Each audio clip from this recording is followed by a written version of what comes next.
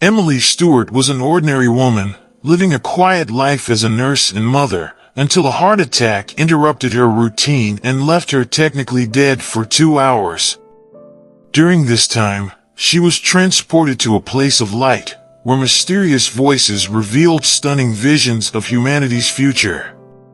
What Emily saw not only challenged her beliefs about life and death, but also brought a clear message: humanity is on the brink of change, but it doesn't need to freak out. What did these voices want her to know? Back to life, Emily finds herself faced with a dilemma: how to interpret and share these visions with the world.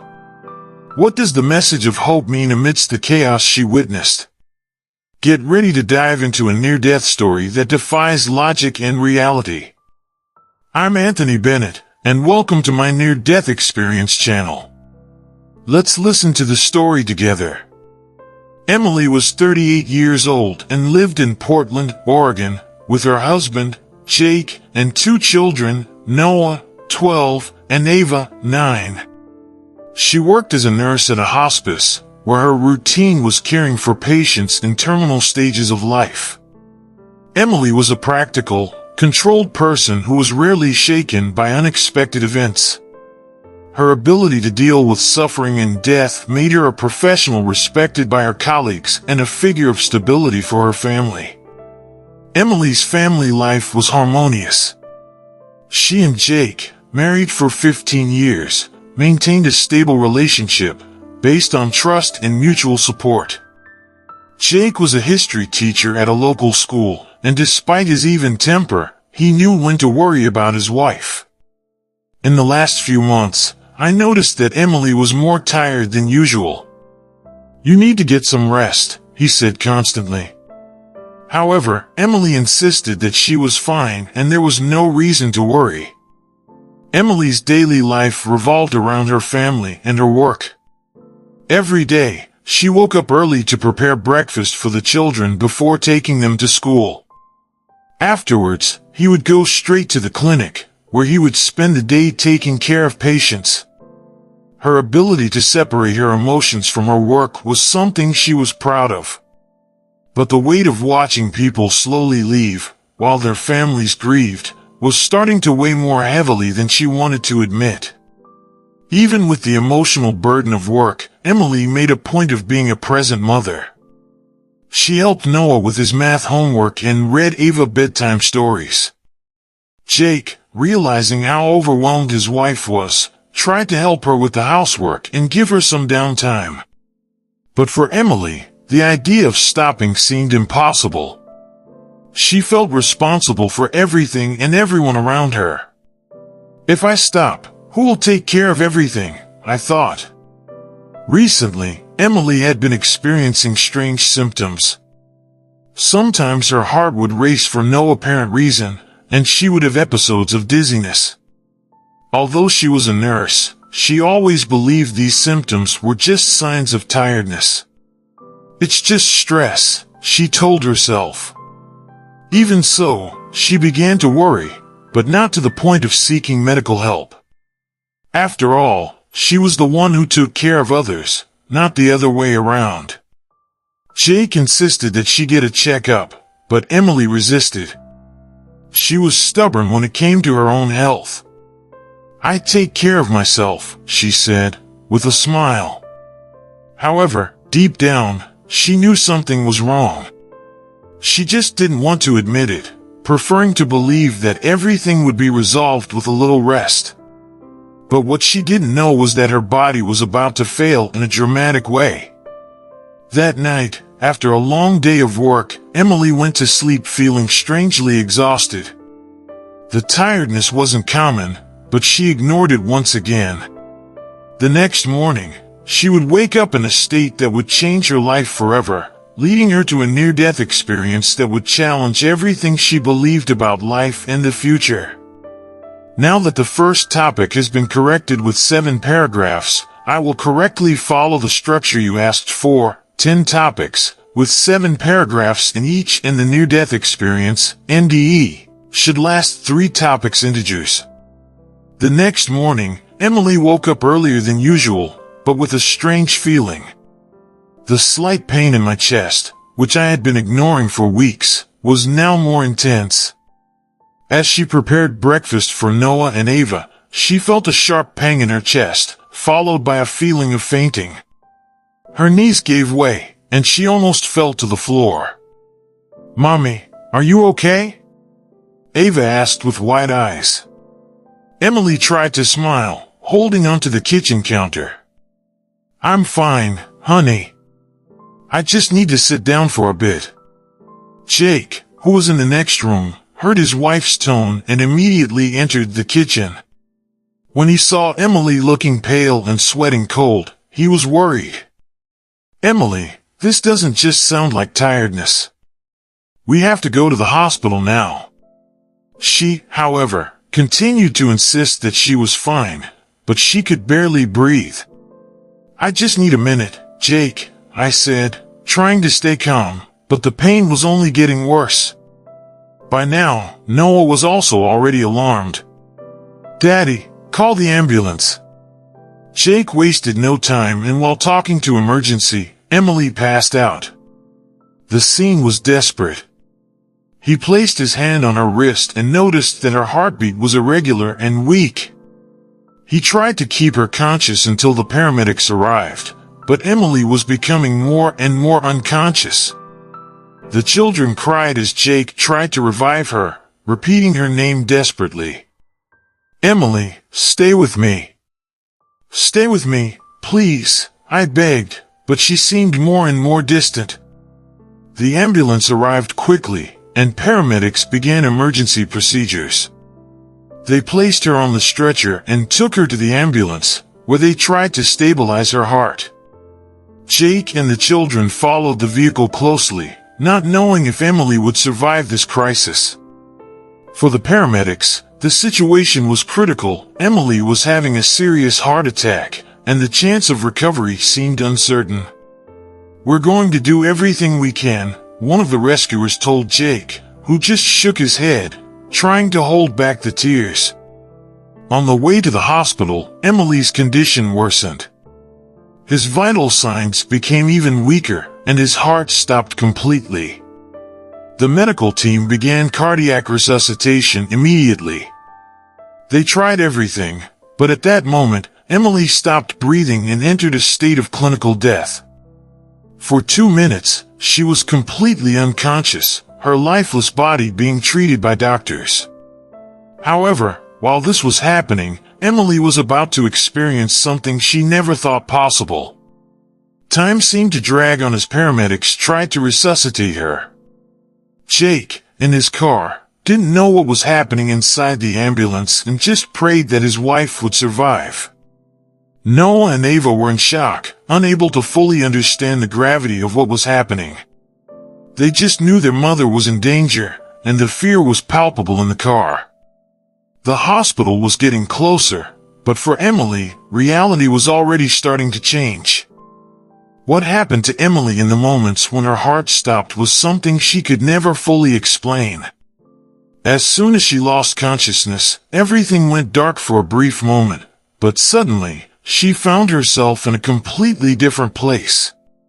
The scenery was not something that could be described with ordinary words. There was an intense, but at the same time soft light that seemed to fill everything around it. Time didn't seem to exist there.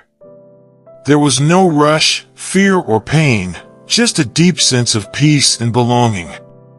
She tried to understand where she was, but there were no clear landmarks. I felt as if I were floating in a vast, limitless space. The light around him felt alive, as if it was communicating something, but not with words. Emily knew, somehow, that she was out of body.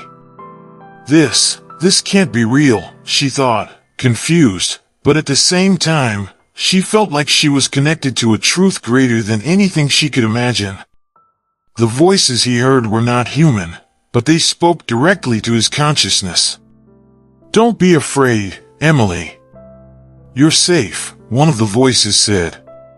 She looked around, but there was no one physically present. Still, I felt a comforting presence. The voices spoke calmly, as if they already knew everything she was thinking. You still have a purpose to fulfill. Humanity is at a crucial point, and you will see something important. Before she could question what was happening, Emily began having visions. It was as if watching scenes of Earth from an elevated point of view. She saw images of the future, fast, intense. There were turmoil and conflicts, but also moments of unity and hope. At first, the images were chaotic, but the voices continued to guide her. Humanity is confused now, but there is no need to be afraid. The future can still be changed. Peace will come, but it is necessary for people to learn to trust each other. You will see that. The visions were clear and, at the same time, incomprehensible. Emily wanted to ask questions, but she couldn't. She was just watching, taking it all in. For a few moments, Emily felt as if she were out of time, as if she had already lived through several lifetimes. Visions of an uncertain future left her with more questions than answers, but the voices continued to reassure her. You will return, Emily. Do not fear what is to come. Humanity does not need to panic. The changes will be difficult, but necessary. Emily tried to understand what that meant. She knew she was on some kind of spiritual plane, but the information she was receiving was both vague and profound. The visions began to dissipate, and the light around him began to dim. Emily felt herself being pulled back, but before she could question or resist, the voices said, "Remember what you saw. You will be a guide." Suddenly, everything went dark again, and she began to feel her body once again. The feeling of lightness disappeared, and gravity began to pull her back to reality. The visions faded, and Emily knew she was about to return. Emily opened her eyes with a jolt. The first thing he saw was the white ceiling of the hospital and the bright lights of the emergency room. There were doctors all around him, their voices mixing in a whirlwind of sounds. She could barely understand what they were saying, still stunned by the experience she had just had. Her senses were confused, and her body felt heavy, as if she were waking up from a very deep sleep. She blinked a few times, trying to get her bearings. "She's coming back," said one of the doctors, visibly relieved. Jake entered the room as soon as he was allowed, his eyes full of tears and his expression of relief mixed with concern. "Emily, are you okay?" he asked, his voice shaking. Emily tried to respond, but her voice was weak. She could feel her heart beating again, but the feeling of having been out of body was still vivid in her mind. "Jake," she whispered, "I saw something I can't explain." But at that moment, she was too exhausted to talk about what had happened. Doctors explained that the heart attack had been severe, but that, miraculously, she had returned. "You had no pulse for almost 2 minutes," said the cardiologist. "It was a difficult resuscitation, but we managed to bring her back." Emily heard the words, but her mind was still processing what she had experienced. How could she explain to Jake or the doctors what she had seen? How could I talk about the voices and visions of the future? She could hardly believe what she had just gone through.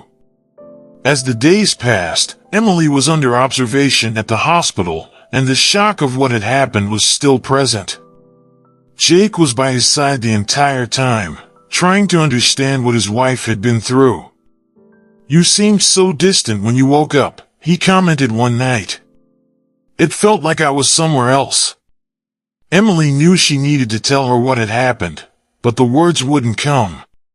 How can you explain something so out of touch with reality that you have always known? After a few days in the hospital, Emily was allowed to return home. Although physically she was recovering well, what disturbed her was the experience she had had while her heart was stopped. The vision of that place of light, the voices that spoke to her, and the images of the future continued to occupy her mind. She didn't know how to deal with it. Everything he believed until then, his practical and skeptical view of life and death, had been completely turned upside down. Was it just a hallucination? She asked herself, trying to find a rational explanation. Jake, on the other hand, was relieved to see her home. He did his best to make sure she rested and avoided any kind of stress. "You need to focus on recovering," he would say whenever he saw Emily lost in thought. The children, although relieved to see their mother back, also noticed that something was different. "Mommy, you look weird," Noah commented one night. "You're not smiling like you used to." Emily tried to hide the whirlwind of emotions, but she knew that wouldn't be possible for long. That night, after the kids went to bed, Emily decided to tell Jake what had happened during the near-death experience. They sat in the living room, and she began to describe what she saw and heard during the minutes in which her heart had stopped. Jake listened to everything in silence, without interrupting. When she finished, there were tears in her eyes. "I don't know what to think, Jake. Was that real? Or was my mind just creating something to comfort me?" she asked, her voice full of uncertainty. Jake held her hand and said, "I believe in you. It doesn't matter what it was. The important thing is that you're here." Despite Jake's comforting words, Emily couldn't shake the feeling that there was something more to the experience. The visions of the future, the voices that told him about the destiny of humanity, all of it seemed too real to be just a figment of his imagination. Over the next few days, she found herself reluctant to return to her normal routine. Her work at the hospice clinic, which had once seemed so clear and logical, now seemed incomplete. She felt like there was something she needed to do, but she didn't know what. The images he had seen during his NDE continued to appear in his mind, especially the parts about humanity facing conflict and eventually finding peace. She felt a strange sense of responsibility, as if those voices had given her a mission. But how could she, a simple nurse, do something so big? She continued to reflect on this, seeking some sort of guidance or clarity. The more I thought, the more confused I became. Eventually, Emily decided she needed to talk to someone who might have been through something similar. She found a support group for people who have had near-death experiences. The meetings were discreet, and few people spoke about their experiences openly, but as she heard other accounts, Emily began to feel less isolated. Many talked about lights, feelings of peace, and even encounters with deceased loved ones. However, no one seemed to have had visions of the future like her. This made her question even more what her experience meant. Back in her routine, Emily tried to regain control of the life that had previously seemed so safe. He returned to work at the palliative care clinic, but now saw his work differently. Before, death was just an inevitable part of the cycle of life, something everyone faced in the end. But after the NDE, Emily could no longer see things that way. She knew, in some inexplicable way, that life did not end with physical death. There was something more, something bigger, and it disturbed her deeply. How can I help my patients face death if I no longer know what to believe? She asked herself. One afternoon, while caring for an elderly terminally ill patient, the woman looked at Emily and, in a weak voice, asked, "Have you thought about what comes next, my dear?" The question hit her like a punch. Emily hesitated for a moment, but then answered truthfully. "Yes, I did. More than I ever thought before." The patient, with a tired smile, murmured, "We shouldn't be afraid. I feel that peace is waiting for us." Those words stayed in Emily's mind for days.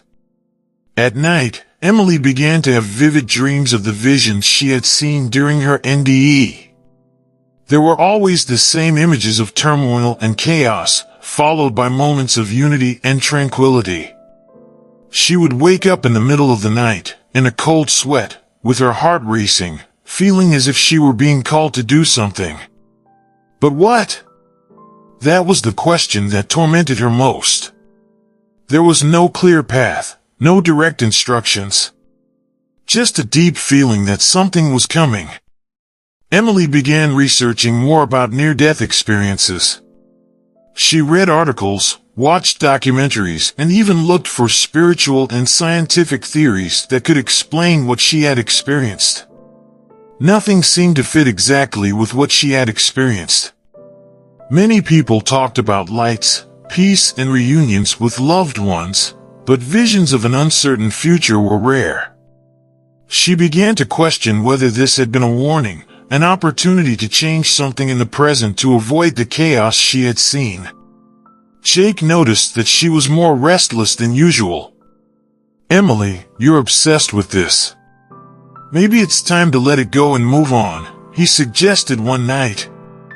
But Emily couldn't. "I can't, Jake. I feel like I was shown these things for a reason.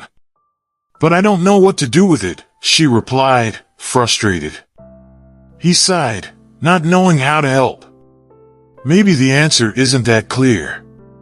Sometimes we need to wait until things make sense.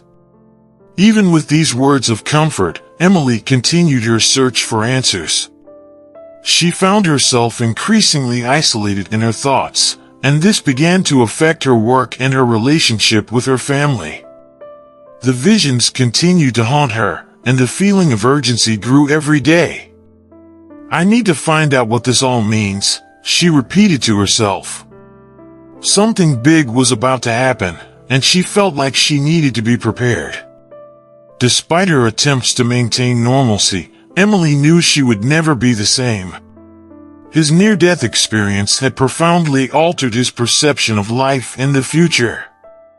The little everyday things like work, household responsibilities, and even family time now seemed inconsequential compared to what she had witnessed. It was as if a door had been opened to knowledge that could not be forgotten, something that changed his perspective forever. Noah and Ava began to notice that their mother was different. She was no longer the energetic woman who organized all household activities with military precision. Now, Emily seemed more distant, introspective, as if she was constantly reflecting on something no one else could understand. "Mommy, are you okay?" Ava asked one night, as her mother stared out the kitchen window, lost in thought. Emily forced a smile. "I am, sweetheart. Just thinking about some things." Jake also noticed this change, but didn't know how to deal with it.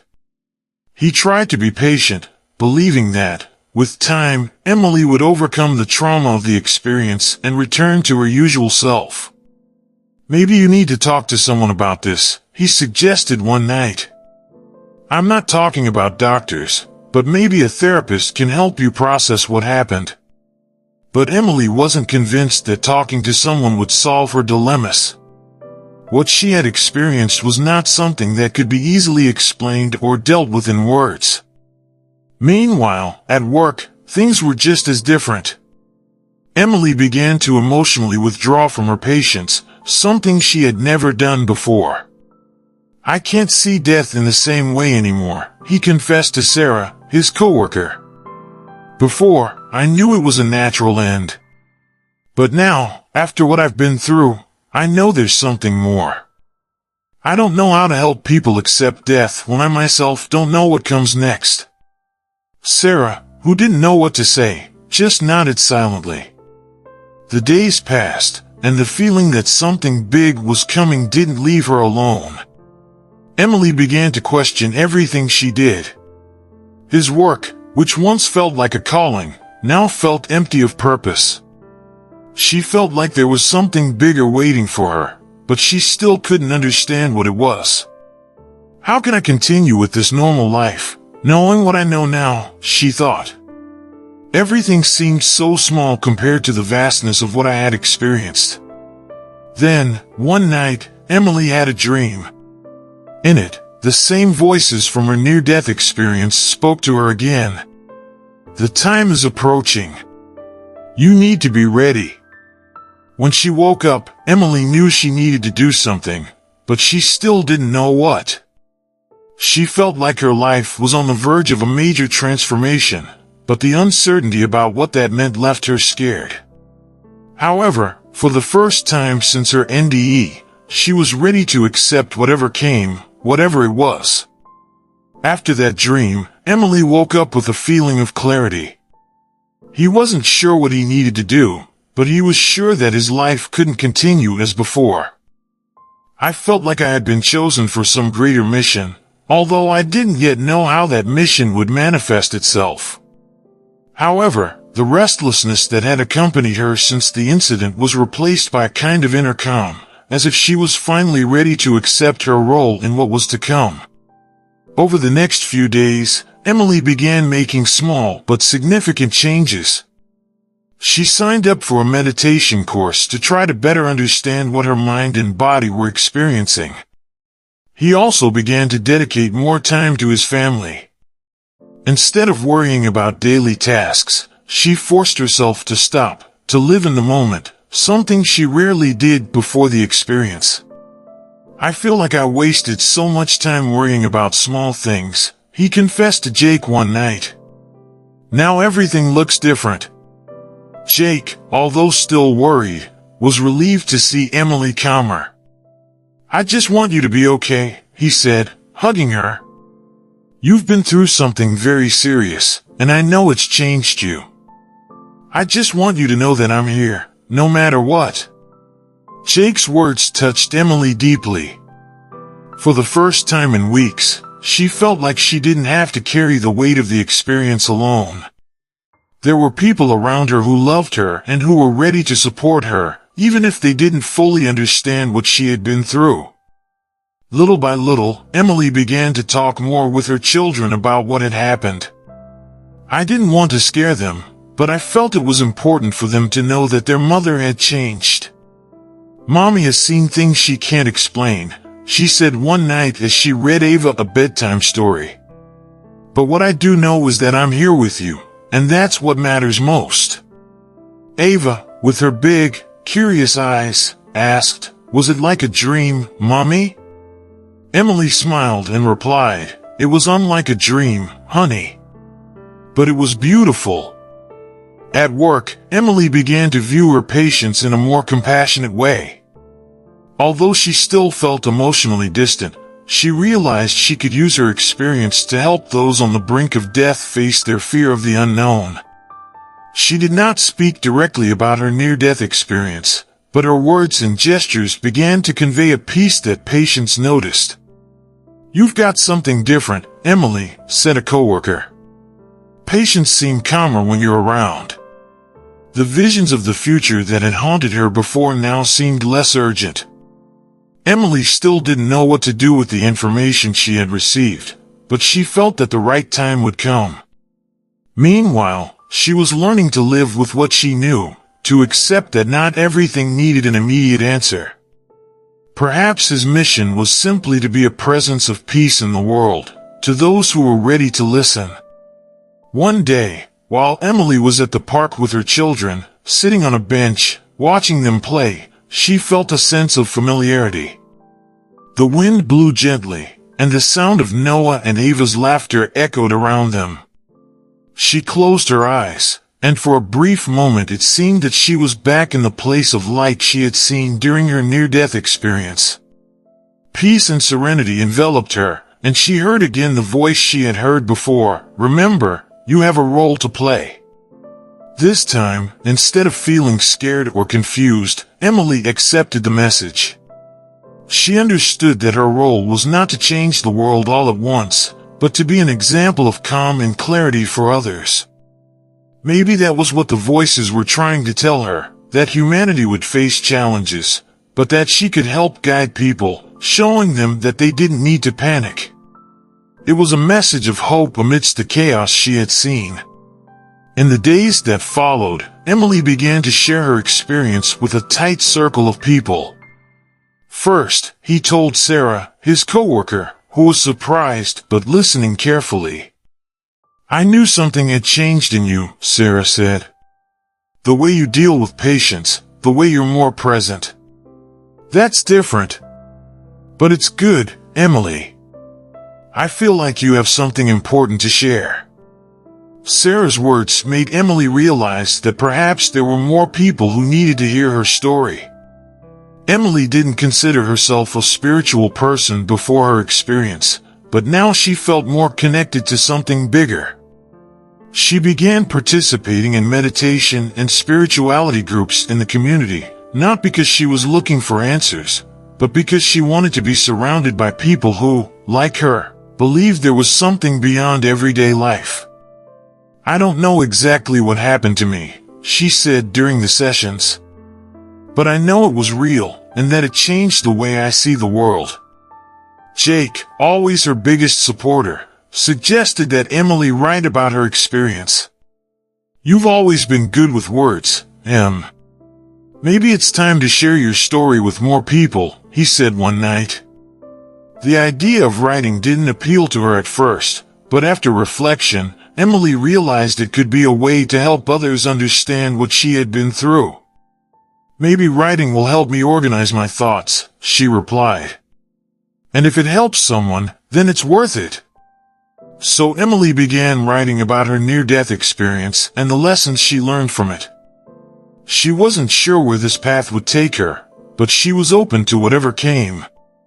His writing was honest and simple, reflecting the clarity he had found since the incident. The future may seem uncertain, but there is always an opportunity to find peace amid the chaos, she wrote in her first article. And somehow, as she put her experiences down on paper, Emily began to feel like she was finally finding her way. Over the months, it became clear that Emily's near-death experience had changed her life in profound and irrevocable ways. She was no longer the woman who needed absolute control over everything around her. You learn to accept that not everything in life can be predicted or planned, and that there is beauty and peace in letting things take their course. I used to think I needed to be in control of everything for life to work, she reflected in a conversation with Jake. Now, I see that control is an illusion. What matters is being present. Emily also began to value moments with her family more. The near-death experience made her realize the fragility of life and the importance of making the most of every moment. Life is short, she told Noah and Ava at a family dinner. We never know what the future holds for us, so we must live in the present with joy and gratitude. The children, although still young, realized that their mother had changed for the better. Jake also felt the experience's positive impact on Emily's life. Although he was initially concerned about the way the NDE had shaken his wife, he now saw that it had made her a calmer, more centered person. You're a completely different person now, he said one night, as they sat together in the garden, watching the stars. And I like the person you've become. Emily smiled, feeling at peace. I also like the person I've become, she replied. Over time, Emily continued to write and share her experiences, but without the desire to become famous or recognized. She felt her role was only to help those who were ready to listen. Her words spread throughout the community, and soon other people began reaching out to her to talk about their own spiritual experiences. I'm not a guru, nor an expert, she said. I'm just someone who has seen a little beyond the veil and is trying to share what I've learned. Little by little, Emily found her purpose. It wasn't about saving the world, as he had initially feared, but about helping those around him find peace and hope, even in times of uncertainty. She continued her work as a nurse, but with a new perspective, seeing each patient as an opportunity to share compassion and reassurance. And for her, that was enough. In the end, Emily's near-death experience taught her that although life is uncertain, we don't need to fear the future. Humanity does not need to freak out, she wrote in her reflections. There are challenges ahead, but there is also hope. There is always hope. And with this new understanding, Emily lived the rest of her days with a calm she had never known before, knowing that no matter what the future brought, she was ready.